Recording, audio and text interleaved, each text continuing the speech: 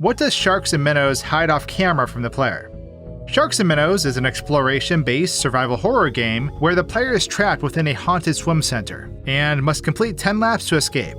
Players must scavenge the facility in order to keep their stamina as high as possible, while collecting dive toys as they attempt this escape. This game gets dark real quick though, so it's fair to speculate that there's quite a bit off-screen that the player can't see, which is exactly what we'll be checking out in this video.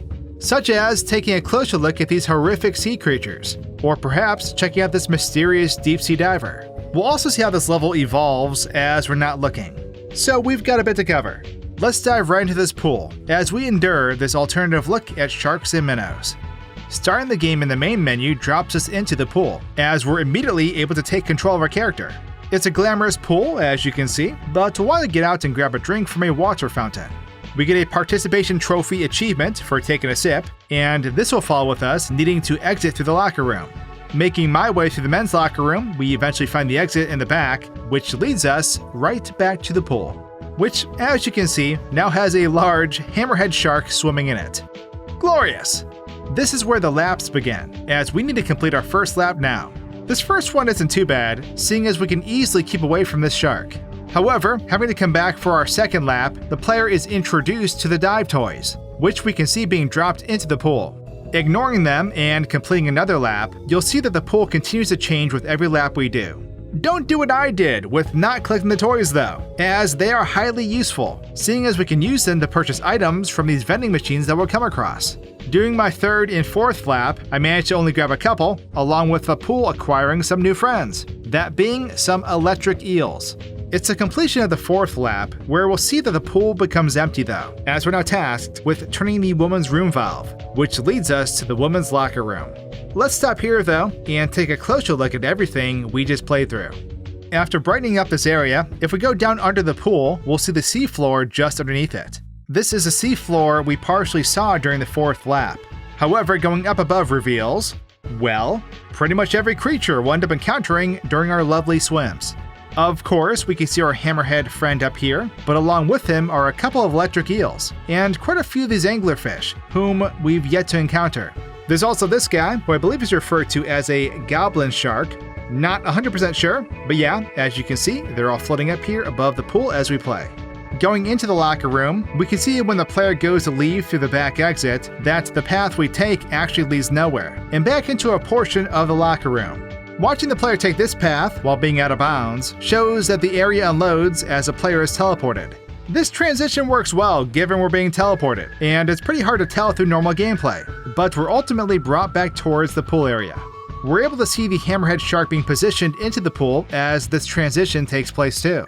This will be a repeating theme, as the game will pull these creatures down into the pool from the above area. Same goes for the seafloor that we briefly saw on lap 4, as it will be pulled up in portions as we progress. It's basically instantaneous when the seafloor is placed in the pool, as you can see. When the hammerhead shark catches the player, we get a game over screen, along with an achievement for getting attacked by it. So it's not a total loss, I guess.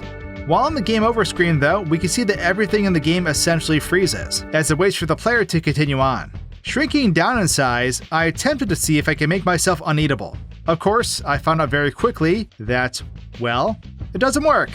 Unglorious. So at this point, I decided to pluck the shark out of the pool to see how it would react. After placing it in the bleacher seats and unfreezing the game, you'll see that it will just slide down the seats, across the floor, and right back into the pool, continuing its assigned swimming path. Trying this again from another location gives us the same results, as you can see. That's when I decided to drag our goblin friend down to join the fun, but it would not budge as it continues to swim in place. This followed with me enlarging this ugly mug, which results with quite the sight. I even brought an anglerfish down here to observe the fun. The hammerhead shark was not pleased with the occupied space, as it had to force its way up and over the goblin shark in order to maintain its path.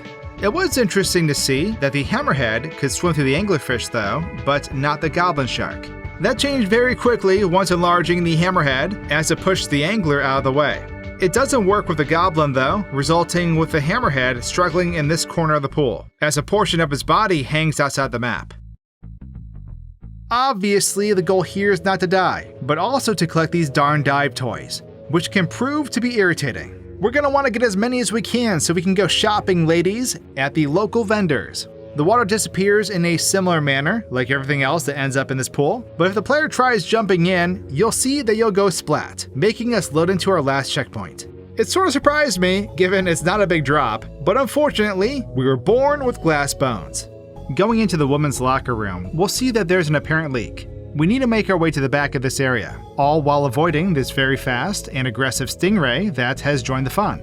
We'll see the women's room valve is missing a hand wheel, which we'll need to find. Heading for the exit in the back, the player will come to the realization that they're no longer at the YMCA, as the overall vibe begins to get even stranger. Lighting the way with this glow stick I found, I made my way through this creepy area that has these little blue sparkling entities floating about. Not knowing what to make of it, I weaved my way through this whole area, eventually finding the hand wheel we needed. It definitely caught me off guard when it decided to float up into the air and slowly, but eventually, zip off down the hall and out of sight. Heading back to the valve, I figured maybe that's where it floated off to, which ended up being the case. Turning the hand wheel clears the locker room of water, allowing us to traverse safely throughout the area now. This follows with being tasked to finish our 5th lap though, but let's take a closer look at this area we just went through before we proceed. So looking at the women's locker area from above and out of bounds is very, maze-like. It threw me off at first because I didn't recall going through anything like this. We can get an overall look at the locker room though, along with the stingray who swims on a repeating path. Before the water fills this locker room, we can see that the stingray, in a similar fashion like the creatures above the pool, can be found above the locker area, waiting for a coach to put them in. I did find it curious that this particular area of water, before the glow stick, goes down fairly deep, as you can see. Coming down here, we'll find an anglerfish that's just chillin'. Getting too close causes it to pursue the player, but from the looks of it, it doesn't appear that anything's down here that's worth dying over. So I said nope and swam straight up out of there. Moving on, it was pretty wild to realize that I was in danger during this part coming up though, seeing as I never encountered this guy. It's a giant shrimp that just crawls about on the ceiling, as I believe it only attacks when the blue particles get fixed on the character. I definitely didn't have the pleasure of meeting him during my first playthrough though. I did get my achievement for dying by it, so there's that. Getting to this wheel, when I originally grabbed it and it began floating away, I decided to chase it. I did not realize that if I instead kept going forward, there's more to explore actually. Going up and out of bounds, it appears to be a long zigzag-like hall that goes on for quite a bit. Taking this path that appears to be a dead end turns out to be just that. Unbeknownst to the player though, while walking through this irritating hall, the game teleports the player back to the beginning of it. Or at least, that's how it appeared as I played through this part. But going through this sliver is where we're supposed to go, I believe. This leads to a lone dive toy that we can find, which ultimately leads the player back to the exit area of the locker room. It's here where I decided I want to bring up an area I couldn't help but notice, given its size, which may be connected to where I currently am in the game. Seeing how close the sections are to each other is why I make this speculation. I could be wrong, but all I know is that throughout my whole playthrough, I never encountered this big room that's close by, as you can see. It's a relatively dark area and is filled with large pillars with these stairs that lead into it. It also appears to be filled with ankle-high water. Oh, what's this? Ah, this is chum, which the player can purchase from a vendor acting as bait essentially, which would prove useful and makes sense as to why it's here, given there are stingrays in this grand hall too. There's definitely multiples of them, but what I found more interesting is this little square island in the middle of the room that has this creepy tree. It has a single fruit hanging from it, which is exactly what it's called. It also has horrific screaming-like sounds coming from it. Take a listen.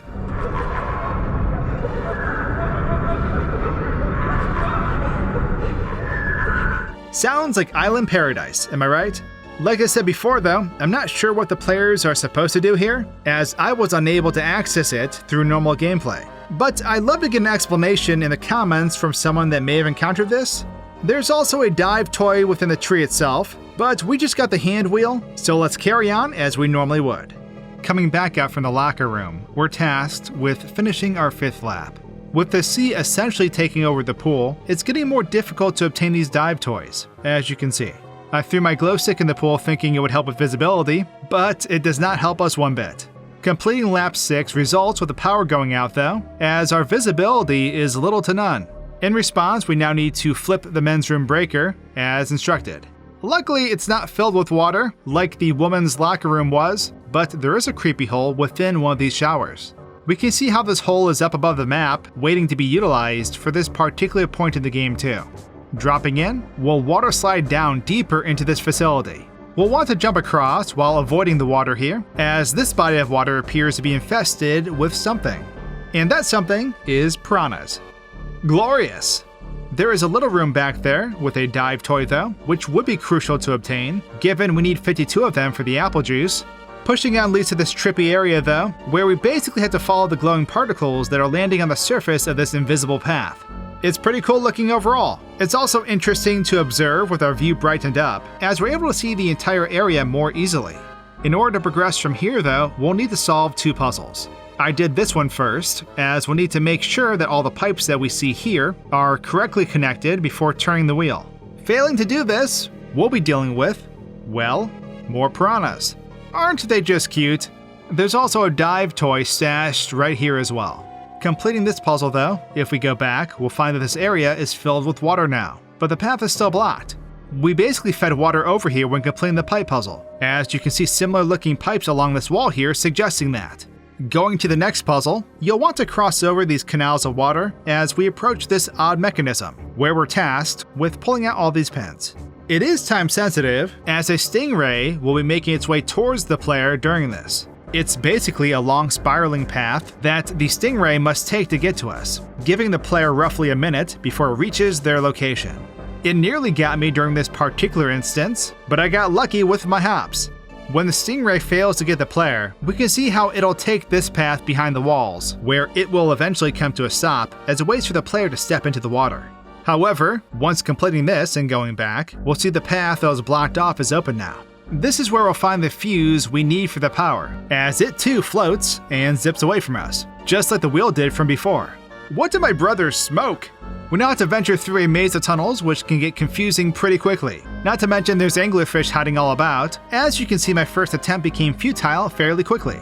Exploring this with my own personal flashlight, I went behind the scenes to attempt a full sweep of this maze. It's really cool looking with all the colors that are going on down here. Not to mention the overall trippy vibes with the lockers and their placement. You can see that if we come up and out of the spot, that we're actually directly under the pool.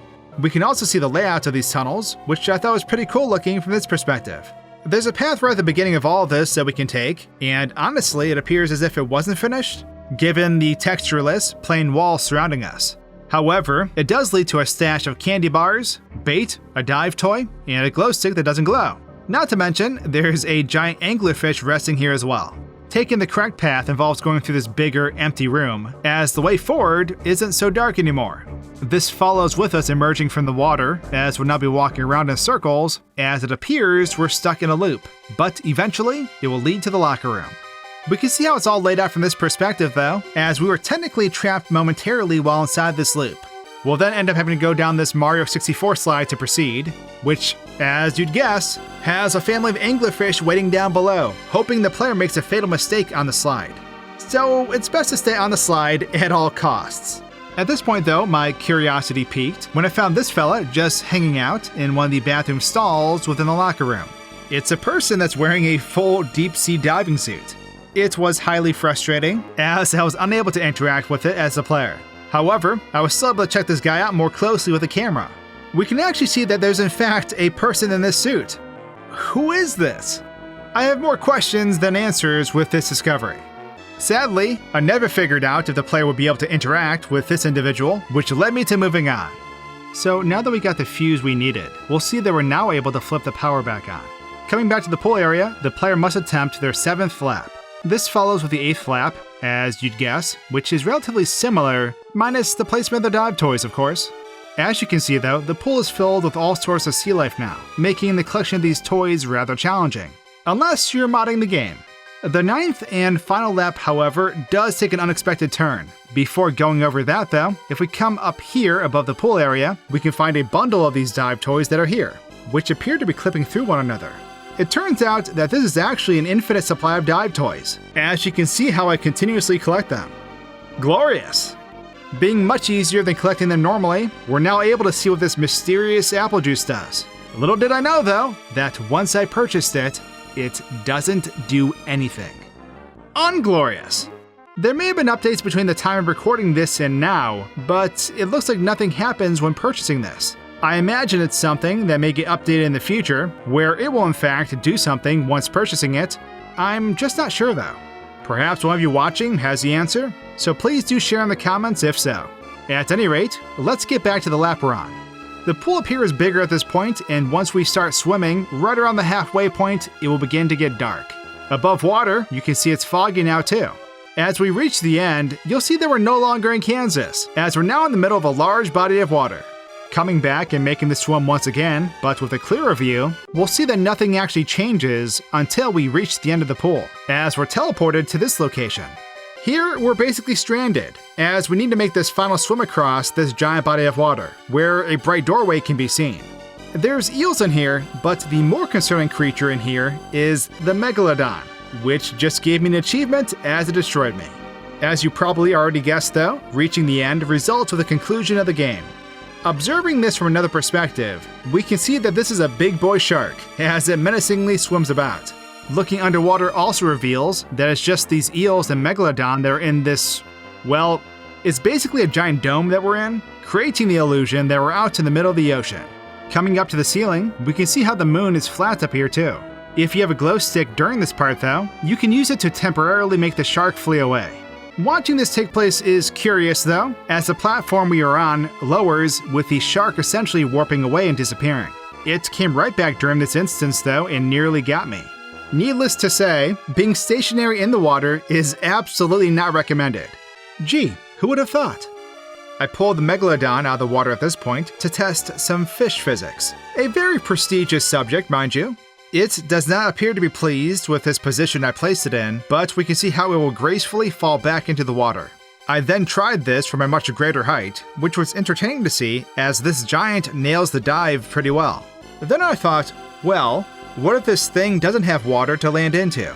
So I stretched out this platform and dropped our friend once more. It would have been great to see the shark go splat, but that's obviously not the case. The shark basically attempts to continue its normal route in which it swims. However, it can't pass through the surface and will skate along the floor instead. Once we reach the end, you can see how the platform rises, with the other remaining further below, as our Megalodon friend floats way out here in a frozen state, as we're now able to complete the game. With that though, victory is ours, as we've completed our out-of-bounds journey in Sharks and Minnows. I do hope you enjoyed this deep dive we took, and I look forward to seeing you all in the next video. Cheers!